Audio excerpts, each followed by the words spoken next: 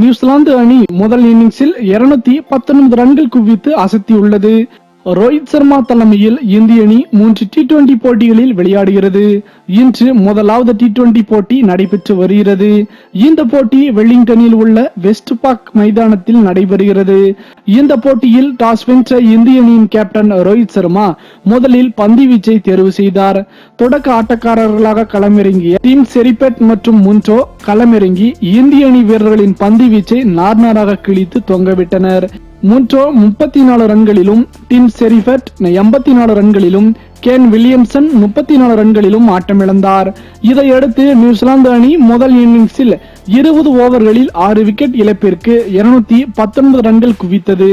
இந்திய அணி சார்பில் ஹர்திக் பாண்டியா 2 விக்கெட்டை வீழ்த்தி அசத்தினார். மேலும் இது போன்ற சுவாரஸ்யமான செய்திகளை உடனுக்குடன் தெரிந்து கொள்ள தமிழ் சேரை சேனலை சப்ஸ்கிரைப் பண்ணுங்க.